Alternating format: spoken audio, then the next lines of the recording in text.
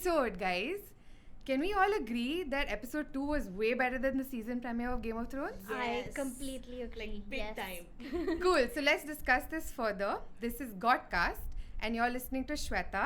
I also have with me Grandmaster Rohini, who's like an encyclopedia on all things Game of Hi Thrones, there. and fellow GOT nerd Anjali. Hi. Great. So Rohini, you want to just go over everything that happened in the second episode? Actually, I think everything that happened in this episode can be boiled down to pretty much one thing, which is that the focus was entirely on Winterfell, and everybody who was still on their way to Winterfell finally got there, and how the implications played out. So Yeah. we saw that Jaime had reached at the end of the last episode. In this episode, we saw how that would play out because, Daenerys confronts him about Yeah. the role he had to play in her father's death. Sansa confronts him about, the role he had to play in Ned Stark's troubles at King's Landing. Surprisingly, Bran does not have anything to chime in about Yeah. how he was pushed off. And he even explains why he, didn't name him in front of the others. On the other hand, we had Theon, who also returned to Winterfell Yeah. to fight with the Starks, and a very, very emotional reunion between him and Sansa that, totally got my vote as the best reunion ever. And then we saw Tormund, Ed, and I think Sir Beric Dondarrion coming back from the last Hearth and meeting Jon and Sam after quite a while and telling them off, how the Night King was on the march. Yeah. And finally, at the very end, we have the biggest reunion that nobody asked for, which is that the Army of the Dead has reached Winterfell. Yes, finally. So we are seeing the implications of all that work out over the episode, and also the other big thing, which was Jon finally telling Dany the truth. Yeah. But you had another moment with Daenerys that for you was the big moment in the show, which was the conversation she had with Sansa. Yeah, so I actually wrote about this last week after the premiere episode, where I felt like Sansa and Daenerys could have been friendlier. Or, I mean, they're two powerful women. They have so much in common in terms of what they're fighting for and against. So I really felt like they could have been friendlier. And today when I was watching the episode, I was literally screaming because I was like, okay, finally, my prayers have been answered.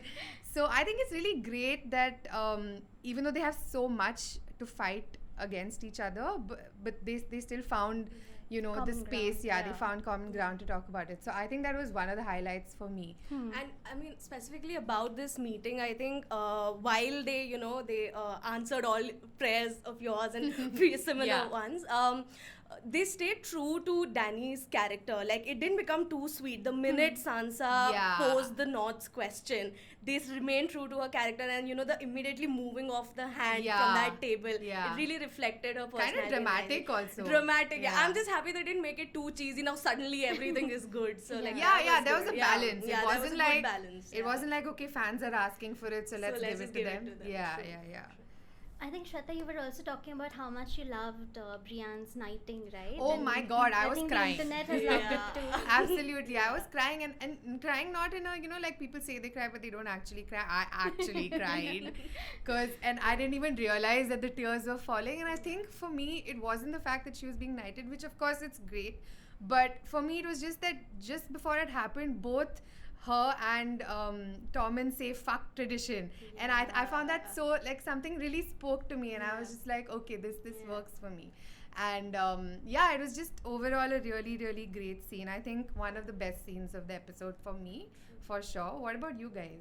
So Anjali, like earlier, Shweta was telling me that how everybody is shipping Tormund and Brienne, but she totally supports Right. the Brienne and Jaime relationship. Oh yeah, for Right. sure. And I was just telling her that in the books, the way it's written is that Brienne is meant to be a foil to Jaime. And until he starts traveling with her, you've always seen him as the Kingslayer, Right. as this very cocksure, arrogant guy who doesn't give a hoot about anybody else but himself and Cersei and maybe Tyrion. But when he's with Brienne, when he saves her, when he gives up his hand for her, and finally that very emotional scene in the bathing tanks, when Yeah. he tells her how Aerys was asking for the whole of King's Landing to be burnt, and that's why he finally had to kill him. And I remember, he passes out in her arms and she calls out to him Kingslayer, and he tells her, my name is Jamie. That And is for me, adorable. this was just such a moment where it's kind of come Coming- full circle, yeah. and for me that was a really emotionally satisfying Right. moment. And I Yeah. mean, these two characters individually by themselves also, I think, are some of my really favorite characters from the series. I mean, because of the sheer complexity that they bring to the table and how they don't hide it. Yeah. I mean, I think it was in the premiere where Brienne said that fuck loyalty. Yeah. Right. And she's a person, her character is based on the concept of Of loyalty, loyalty. but she did reach that point where she doesn't care, and they don't hide or they don't get scared to show that, Yeah. so that was really nice. And even in the first few moments of the episode, how she just stands there and she's Yeah. taking, The that side. stand for Yeah. him. Yeah. And you can just see that there's so much mutual respect. And in this universe, it's difficult to find a relationship between a man and a woman that Right. is primarily based on respect and not other things. Exactly. And other things will follow, I'm sure, I hope. I hope, yeah, I do hope. but it's nice to see an unconventional, so to speak, relationship Yeah. between these two, where it's just so much respect and loyalty, and it's nice as a backdrop against some of the other relationships in And the between people who are so diametrically opposite in Oh, terms of yeah. their background, in terms of where they come from and Yeah. everything. I mean, Yeah, so it's really- absolutely. talking of the beginning of the episode, I mean, I cannot get over the part where Bran, so when Jamie gives his explanation and Yeah. remaining true to his character, it was my family, I would do it again. And Bran just go like, oh, the things we do for love. That savage drop, like, I can't get over it. It was so good. He's been savage, like He's been so since savage. the middle of season 7 Yeah. only, that like expression has It's changed just there, yeah. from a, I don't know what, 15-year-old boy. I don't even know how old he is anymore. Yeah. Yeah. It was like, it's like, I have to save the world, so I can't do anything to you, but that's not going to stop me from Yeah. giving you the burn. Yeah. So that was really nice. But speaking of love and relationships, I mean, the Arya Gendry Oh hookup yeah. was Yeah. thoughts. So as we speak, guys, Rohini just made a face. So we can say that she didn't like it. I for one liked it, Yeah. and by like I mean it's not something that was a highlight for me, like the Brienne and Jamie part or even the Brienne knighting, but I feel like this is leading to a prediction in the next episode. Is I feel like they've shown this about Arya because they're possibly going to kill her off in the next episode, and I feel like they're trying to show us like the fact that she's had a full circle. Yeah. That, and I was telling Rohini this earlier today only. In the first season, she's shown as this almost gender neutral person. She's trying so hard to fight the fact that she's a girl. She likes to play with swords, and she's just shown as this completely non-sexualized person. And then she has this journey where you're not really thinking about the boy she's going to end up with, or anything related to the fact that she's a girl, basically. Right. And then suddenly you have this. So a lot of people I spoke to did have a problem with this, because they're like, why are you suddenly including this facet about Arya that we didn't even think about earlier? But I feel like it's an arc that she's seen, that her character has seen. And I think it was necessary also to show that this is someone who, like, she's been flirting with him since the last Right. episode, Yeah, and this is definitely. clearly something she wanted, Yeah. and she went ahead and she did it. Yeah. she So got big it. deal. Yeah. But Rohini, what do you think? No, I won't say this was my favorite couple, and I will come to what was possibly my favorite pairing this Yeah. episode. But I think, as I was telling Anjali just a little before we came in to record this podcast, I haven't seen Arya probably as a full-grown woman. Mhm. Maybe because we saw her at the start of the series as a child, even though she has grown up. Maybe I still see her as a child. Yeah. And also, when Gendry knew her first, even though he wasn't much older, I always kind of assumed that he was the adult and she was the child, Yeah. along with Hot Yeah. Pie and Lomi. Yeah. So for me to see this guy then, fall into bed with, this person who was a kid when he last Yeah. saw her, is probably that's the sticking point for me. Say But the word you use. I think you Okay. can say it. I said pedophilia. Yes. I mean, it's not a laughing matter, but yeah, yeah. I Yeah, guess. but Anjali, what did you? No, I didn't have a problem with it at all. It also, like I was telling you guys, when they were kids and back when they were in captivity, there was there was a spark between the two of them, which was very obvious, and so it for me seemed like obvious that she would do this. Yeah. Also, what you said, right? Like she wanted it and she went ahead and did it, which is again very characteristic of Arya. Yeah. You know, it's not just the wars that she wants to win and she'll get Yeah. it. She'll get the men she wants, and Yeah. like no Or big in deal. general, get her Or, way. Yeah, just get Yeah. her way. Yeah. So yeah, and I also read I think it was the first copy where they detailed how this also shows her as a human. Yeah. Which is important, which is significant. Like for people who think that you've not shown her as a human abhi tak and you're just getting it now, it's weird. For me, it's obvious. Like tomorrow they're anticipating that they're all going to die. Yeah, right? I was So, just gonna get to that. yeah. You would assume that if you know you're dying tomorrow, then you Like- would go ahead and do things that you wouldn't normally Yeah. do, otherwise. Yeah. So and the reason also is very specific. I want to know what it feels like, and Yeah. it's obvious. It's yeah, an for an obvious thing, 18-year-old, yeah. actually, if you think Yeah. about it, it's pretty natural. But Yeah. Roni, you have another couple that you like more. Yeah, so I don't know if they're going to be a couple at all, but I think the Sansa Theon reunion just kind of sparked off all kinds of possibilities in my head, and I know a lot of the internet's head as yeah, well. yeah. I mean, not just the hug when they first meet, which was so emotional, and I found it more emotional than even Arya and Jon meeting under the It was under the definitely wedge. very emotional. Yeah. Maybe because perhaps an unpopular opinion, but Kit Harington is not a very good actor, so I felt he was really You're having going to to get so much flack for that. Yeah, the I comments think are gonna I go do on. think Kit Harington and Emilia Clarke are the weakest actors of that whole Wow. series. Man. I think Peter Dinklage, Nicolas Costa-Waldau, Gwendolyn Christie, Oh, I yeah, think yeah, all of them are definitely. far more phenomenal than Yeah, these Peter two. Dinklage for sure. I'll agree Yeah. with you on that. Yeah, yeah. I think he's definitely the most gifted. But yeah, anyway, so coming back to Theon and Yeah. Sansa, so this hug was obviously very emotional. It was very expected because, he last left her. They were running away from Ramsay. And, he tries to give himself up to the hounds to protect her. And then finally, Brienne and Pod come in and, kind of save the day. Yeah. And then he decides to go on back to the Iron Islands and go to his sister, etc. So they left at, such a precarious kind of note. And I'm sure it's good for them to see each other and know that they've both made it. Yeah. That they survived Ramsay Bolton. Yeah, And they that's actually what have they him in very common. well, yeah. I didn't think about this. They do. Yeah. So, I mean, there was that. But then much later when, Podrick is singing the song, which I know, Anjali, was your favorite moment of It the show. was the best part. They kind of show Sansa and Theon sharing a meal, I think, and she just looks at him and they share this glance. And maybe it's just understanding, maybe it's just, friendship, or these two people who've known each other literally all their lives until these very bad things happen to them. But just that glance to me said so much. Yeah. And I hope that they find some happiness.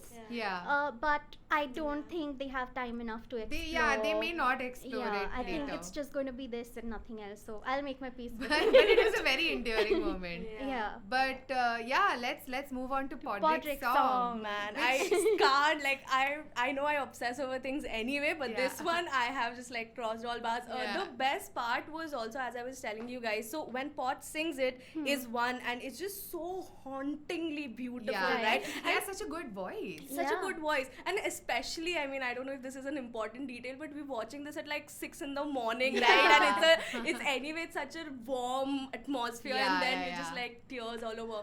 More interesting thing was this happened and it was great, and they show these bits all around Yeah, Miley singing, yeah. happening.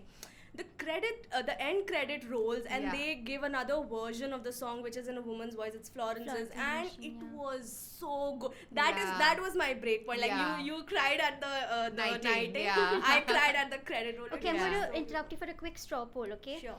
So we've had 3 songs sung before and after battle in the Game of Thrones series so far.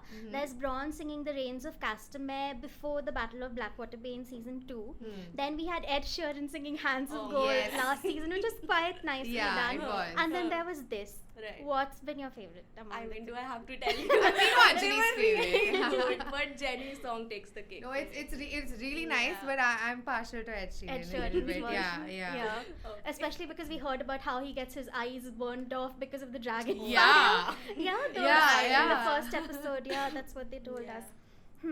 But also Podrick's song, because we're talking about it, it ties in with that whole prophecy about Right. Jenny and the Oldstones. I mean, do you want to talk about Yeah. that a little bit, Anjali? Yeah, so this song, I mean, we've read theories and explanations about how they connect this. So there was Duncan Targaryen, who was the great uncle, I think, of Dany, Yeah. if I'm not wrong. And he had given up his Iron Throne for the love of his life, which was this woman called Jenny. And Yeah. that is how the song came about.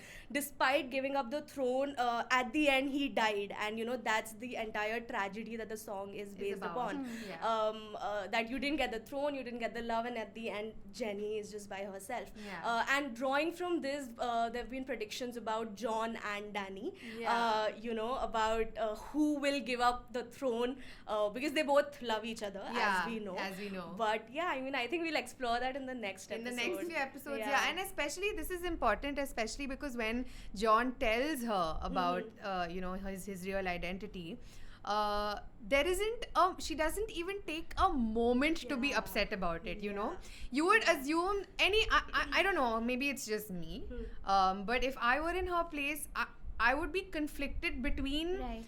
being angry And also yeah. being like, okay, what kind of a fucked up situation am I Yeah. in, or some sort of 2-3 different emotions. Yeah. But for her, I could immediately see, you cannot take this throne away from me. Which is If the- again very characteristic Of that her, yeah. burning passion in her about the throne. Absolutely. And I mean, the camera was on her face for, I want to say, 15 to 20 seconds, and through the entire time there wasn't a shred of but what will happen to us. It seemed like she yeah. didn't care. Yeah. She's like, I don't care what happens to you, and you're not taking that throne away from me. And I think this is So- something, this is like, I didn't feel good about even in case of Jon. So Jon's first reaction was, how did my father betray me? Yeah. Okay. Dany's first reaction was, my throne is going away. Yeah. Why are they not thinking about each other? Like, Because what's going they to happen just here? got together, na? Yeah, There's probably. so much more Yeah. at stake than Probably. this relationship. Yeah. But in some ways, they just felt like incomplete. Those Right. reactions just felt incomplete. Maybe. But Maybe also, you know how Maester Aemon once tells Sam that to be a Targaryen alone in the world is a terrible thing. Yeah. And now these two Targaryens have found each other. Show some happiness, people. Like, no happiness there. I think they're destined to these emotions, yeah. Because Yeah. like we even both of their first reactions are very characteristic of how the kind of people Yeah. they are. Right. Yeah. But speaking of what didn't work, do you? I mean, it's been a Ghost, great. Ghost. Oh yeah. It's What? been a great episode, Yeah, but they just popped him on the side. Yeah. No reference to the fact that he's been missing since season 6. Yeah, that was really bad, man. And I mean, Twitter, as we've read reports, Twitter is exploding with all the It hate. is. Like, what the hell, guys? I had people WhatsApp me in the middle of the day because obviously not everyone's watching the episode at 6 a.m. But like I had people WhatsApping me in the middle of this saying, "Is that Ghost?" And I'm like, Ghost, "Yes, yeah. it is." You Yeah. missed a fleeting moment, Yeah. but yeah. So that was one thing we didn't like. What are some of the other things we didn't like about? So for me, this episode was really great, except for this one bit where they start this conversation with Tyrion and Bran, right? And it's a very exciting plot to explore, and they're getting to it in the typical GOT style. And then the minute he convinces Bran to say something, Yeah. they cut to the next frame, and then this frame never comes back again. Yeah. And I'm Yeah. like, hello, what happened to this lot of conversation? incomplete moments, Yeah, right, throughout definitely. the episode. Yeah. But I'm just going to talk very quickly about what for me really made this episode. Yeah. And it's because I think GOT returned to, its three strengths. One is characters. Mhm. We saw a lot of our favorite characters getting enough screen time for a change. Yeah. Secondly, it always does these pre-war episodes very well. So, what Yeah. do people do before a big battle? You Yeah. know, how do the lovers spend their time? How do, siblings spend their time? How do people kind of spend what may be their last moments on earth together? Yeah. And it always shows that very well. So again, this episode kind of capitalized on that. Yeah. But for me, the other big moment was, Bran finally laying out what the Night King's end game is, which is he wants to destroy this world. And, to do that, he has to ensure that I'm destroyed too, because I'm the memory of this world. Yeah. And for me, that was very profound, because that is what death is. Like Sam says, it's about forgetting. And GOT, which tells you so much about power and politics and death and life, I think it really kind of brought home this whole message. So for me, that was great. There were these two moments that I really want to talk about. As I was telling you guys, there were a lot of lingering moments between key characters, and two of them which really stood out for me was when Sir Davos meets this little girl who reminds him of Shireen, and it was just so heartwarming, especially because we know how much he loves that little girl, right? And also Arya and Hound on that terrace thingy, a right? little bit of a tease, right? Yeah, it was a tease, and it was, I think, also needed. Even if it was just a minute, there was something remaining between them, which I think came to serve. Speaking of things remaining between them, we have a lot to look forward to in the next episode. As we know, it's the big battle episode, because we just saw the promo. If you guys haven't seen the promo, do check it out. So that's a wrap on today's podcast. Do comment or write in and tell us your thoughts, your predictions, and we'll try to bring it up in the next episode. We're also covering Game of Thrones extensively on the website. So log into firstpost.com and there'll be reviews and, and opinion pieces and multiple other things that would be lovely to check out. And letters by the direwolf. Yeah, of course. That's a wrap on this week's episode, guys. Until next time. Bye. Bye-bye.